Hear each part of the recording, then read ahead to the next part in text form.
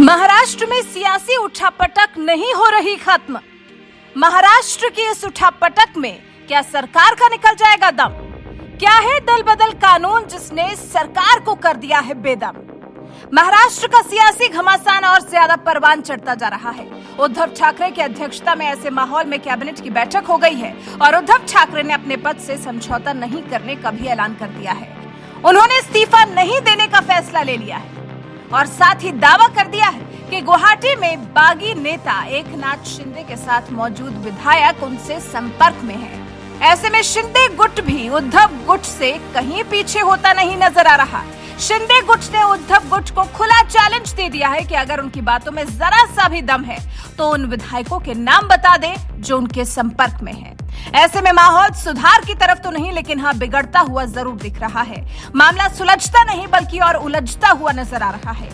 इस बीच में एक कानून का बहुत ज्यादा जिक्र हो रहा है, वो है दल बदल कानून, जिसका फायदा शिंदे गुट को मिलता दिखाई दे रहा है। तो वहीं शिंदे गुट से अलग उद्धव गुट को इस कानून के तहत भारी भरकम नुकसान उठाना पड़ सकता है। ऐसे में यहाँ ये जानना जरूरी है कि क्या है दल बदल कानून।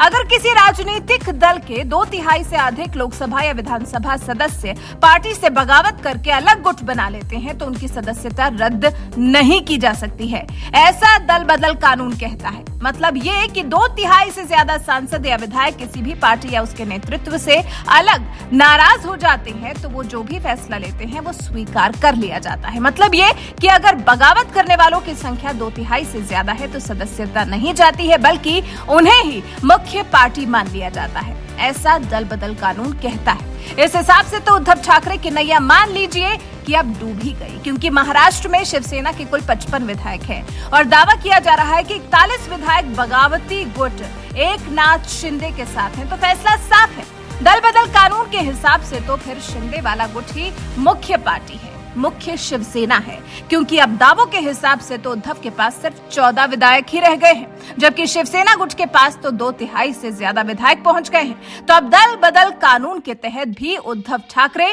कोई उम्मीद नहीं लगा सकते। कानून को मानते हैं तो उद्धव तो लगभग खत्म से हो गए हैं। हालांकि सदन के अध्यक्ष के पास तो सदस्यों को अयोग्य करार देने संबंधी फैसला लेने की शक्ति होती है, वो भी तब जब उनको कोई शिकायत प्राप्त होती है। कब लागू नहीं होता दल बदल कानून? दल बदल कानून में एक राजनीतिक दल को किसी अन्य राजनीतिक दल में या उसके साथ विलय करने की अनुमति दी गई है। शर्त यह होगी कि उसके कम से कम 2/3 विधायक विलय के पक्ष में हो। ऐसे में ना तो दल बदल रहे सदस्यों पर कानून लागू होगा और न ही राजनीतिक दल पर। ऐसे में यहाँ फायदा तो सिर्फ और सिर्फ एकनाथ शिंदे गुट का होता दिख रहा है। उनको तो कानून के मुताबिक फायदा ही फायदा मिल रहा है। कानून और अभी की स्थिति देखकर तो यही समझ में आता है कि उद्धव को एकनाथ शिंदे के आगे झुकना ही होगा, बीजेपी से गठबंधन करने के लिए तैयार होना ही होगा या फिर सरकार से हाथ धोना होगा, पद छोड़ना होगा। आपको बता दें, इससे पहले भी कई राज्यों में इस तरह की स्थिति उत्पन्न हुई है। तो ऐसे वक्त में जो सरकार बन चुकी है उसे इस दल बदल कानून में सिर्फ खामियां ही खामियां दिखती है, क्योंकि परिणाम उनके फेवर में ना होकर बगावती गुट के फेवर में हो जाते हैं। ऐसे में दल बदल कानून की कुछ खामियों को गिनाया गया है जिनमें सुधार की जरूरत है।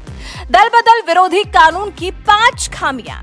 दल बदल मामले में कार्रवाई की कोई निश्चित समय सीमा तय नहीं है। दल बदल कानून के तहत सिर्फ व्यक्तिगत तौर पर ही एक पार्टी छोड़कर दूसरे में जाने वाले नेता के खिलाफ कार्रवाई हो सकती है।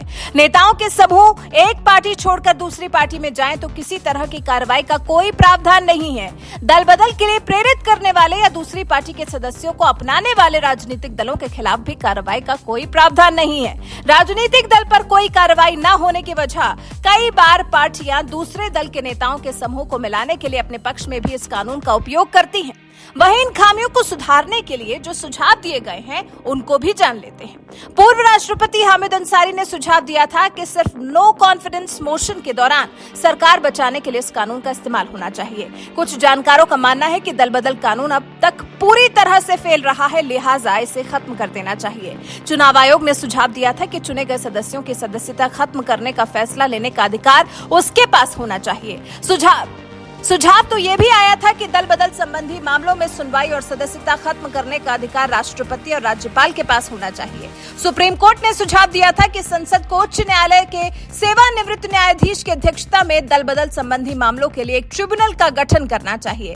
सुप्रीम कोर्ट ने एक और जो सलाह दी थी वो ये कि विधानसभा स्पीकर या संसद अध्यक्ष की तरफ से ज्यादा 3 महीने के अंदर दल बदल संबंधित मामलों में फैसला आ जाना चाहिए।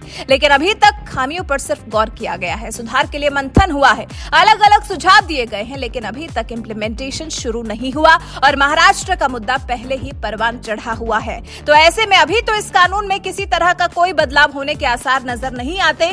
नहीं लगता कि कानून में बदलाव हो जाएगा, उसके बाद उद्धव सरकार का ये मुद्दा सुलझाया जाएगा। मुद्दा सुलझाया जाना अभी जरूरी है और अभी जो कानून है उसके हिसाब से तो शिंदे गुट सही है। अब उद्धव सरकार के पास रास्ता ही कोई नहीं बचा है। वो दम भले ही भर ले कि वो गद्दी नहीं छोड़ेंगे, गठबंधन नहीं तोड़ेंगे, लेकिन अंत में उन्हें झुकना ही होगा या फिर थक हार कर जिद पर अड़े शिंदे गुट के विधायक ही अपने घरों को वापस लौट जाएं। इसके अलावा इस मामले का कोई समाधान नहीं है, क्योंकि मौजूदा कानून का फायदा तो शिंदे गुट को होता ही दिखाई दे रहा है। वैसे आप इस दल बदल कानून के बारे में क्या कुछ कहना चाहेंगे, कमेंट कर हमें जरूर बताइएगा।